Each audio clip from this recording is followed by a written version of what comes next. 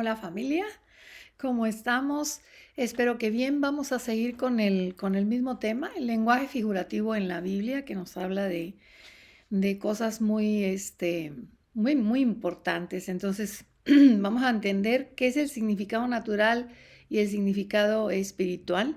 Para ello vamos a poner otro ejemplo. Yo sé que ya hemos visto varios ejemplos como las parábolas. Aquí vamos a poner otro que está en Lucas 5 del 36 al 39. Nos habla de odres viejos, de vino nuevo. Vamos a ver de qué se trata. Dice en el 36, Lucas 5, 36 al 39, dice, les dijo también una parábola. Nadie corta un pedazo de un vestido nuevo y lo pone en un vestido viejo, pues si lo hace, no solamente rompe el nuevo, sino que el remiendo sacado de él no armoniza con el viejo.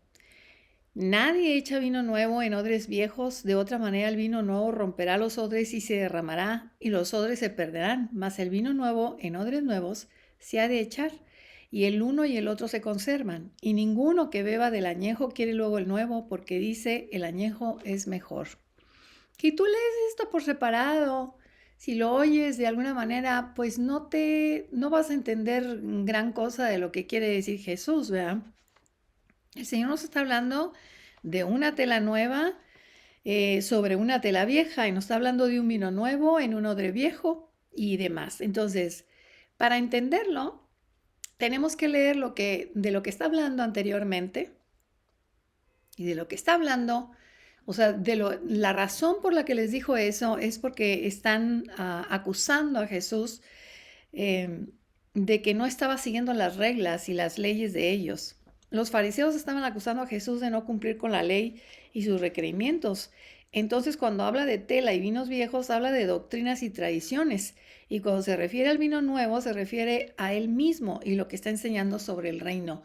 A los fariseos, a los escribas, a los saduceos, todos aquellos que conformaban ese Sanedrín, ese grupo de personas religiosas que tenían en claro la ley, pero solamente la ley, no lo podían entender.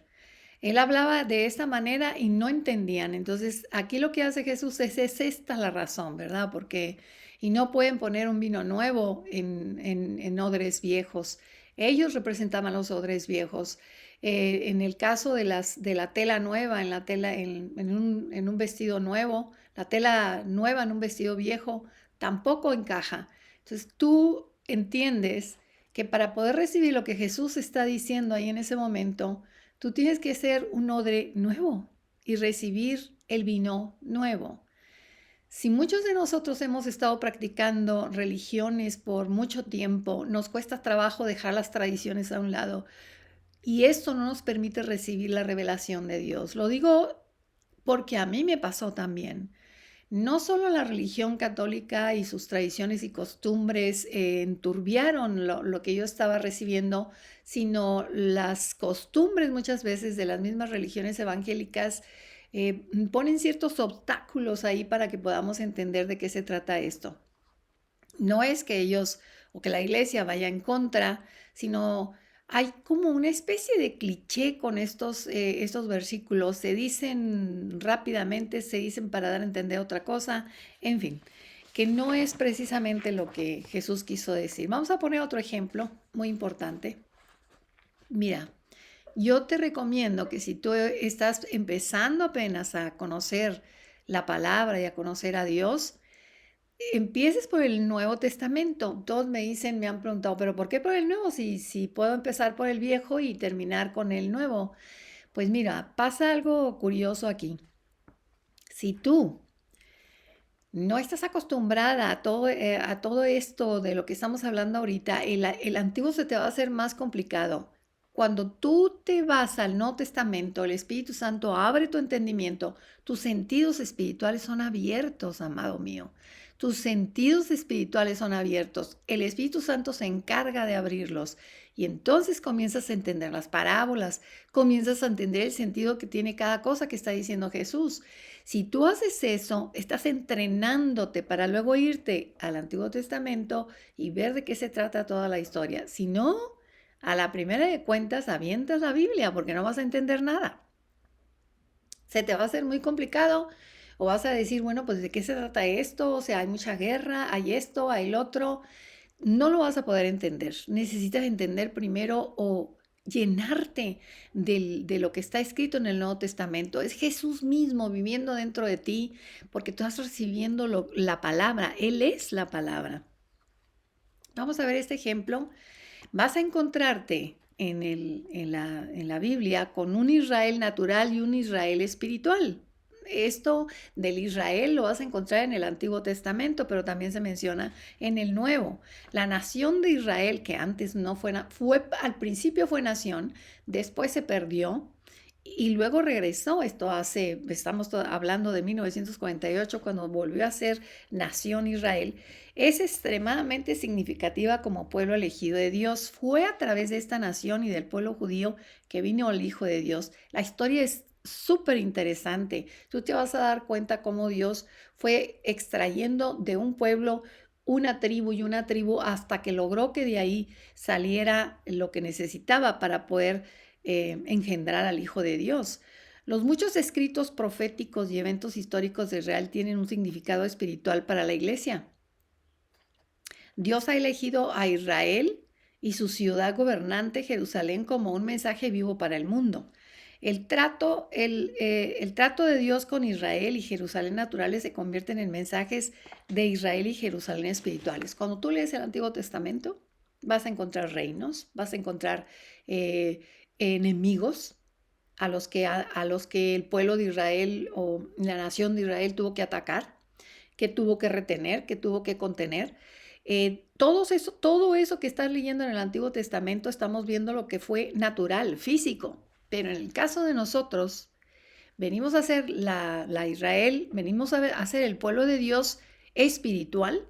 Y entonces los enemigos que nosotros tenemos no son físicos, son espirituales. La misma palabra nos dice, no tenemos guerra contra carne ni sangre, sino contra huestes espirituales. Entonces, todos los ejemplos de las guerras aquellas son los ejemplos ahora, pero no contra personas. Las personas para mí, son potencialmente hijos de Dios. O sea, el ser humano, el que viene de la raza adámica, tiene el potencial de ser un hijo de Dios. No puedes irte en contra de él, de nadie, de ningún ser humano. No puedes hacerlo. Bueno, entonces para la nación de Israel hay una nación de Israel espiritual. Gálatas, fíjate lo que dice Gálatas 3, 7, 14 y el 29, están unidos así como para entenderlo. Por tanto, sepan que los que son de fe son hijos de Abraham, para que la bendición de Abraham caiga sobre los gentiles en Cristo Jesús, a fin de que recibamos la promesa del Espíritu por la fe. Si eres de Cristo, entonces eres simiente de Abraham y heredero según la promesa. Abraham recibió lo que recibió sin que hubiera ley todavía. Abraham lo recibió por fe. Entonces, Abraham se convirtió también en parte de lo que es la ley, pero Abraham, antes de eso, Abraham lo recibió todo por fe. Gálatas 6, 15, 16 dice, porque en Cristo Jesús ni la circuncisión vale nada, ni la incircuncisión, sino una nueva creación. Y a todos los que anden conforme a esta regla, paz y misericordia sean a ellos y al Israel de Dios. Ellos vienen, o sea, nosotros, el pueblo, ahora sí, el reino que están haciendo ahorita, es un reino espiritual. El reino que nació en el Antiguo Testamento era un reino natural.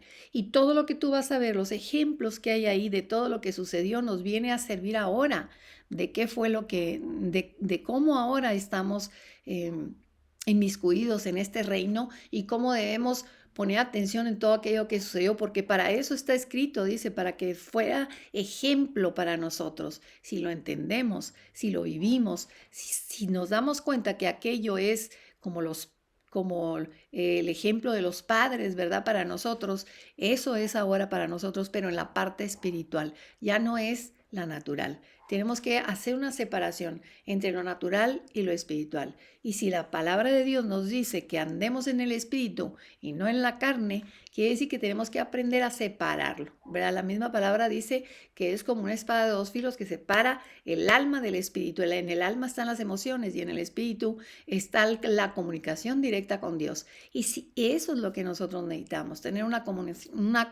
comunicación, perdón, directa con Dios.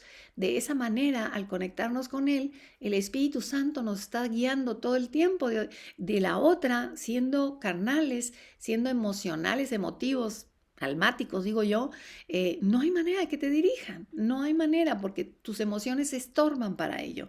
Si te fijas, es una guerra, desde nuestra mente hay una guerra espiritual. Se está peleando tu alma con el espíritu. Afuera, el reino de la oscuridad contra nosotros, contra lo que es el reino espiritual, el reino de Dios. Es una guerra, esto es una guerra. Cuando tú logras conformar todo esto como debe de ser y entenderlo, leyendo, pidiéndole a Dios que te lo revele, va a ir entrando esa paz en ti, entendiendo de qué se trata todo esto. Ya no se trata de estar dando golpes al aire, como dice Pablo, ¿verdad? O sea, ¿de qué sirve estar orando y no sabes ni a qué le estás dando? Necesitas saber quién es tu enemigo, necesitas saber cómo separar el alma del espíritu. Todo esto tiene un sentido muy, pero muy importante. Yo diría que es tan importante como ser de vida o muerte, porque si no lo entiendes, fácilmente puedes ir perdiendo pisada en esto y el enemigo te engaña, fácilmente te engaña. Pero para eso está nuestro Dios con nosotros, siempre guiándonos, siempre llevándonos por el buen camino. Vas a encontrar mucho de esto en la Biblia. Son nada más pequeños vistazos que yo te doy para que vayas entendiendo que necesitas aclararlo en tu mente y permitir que la revelación llegue a ti. Y te lo vuelvo a repetir, la revelación es para ti, porque eres muy amado por Dios. Cuídense, Dios los bendiga, los veo en el siguiente video.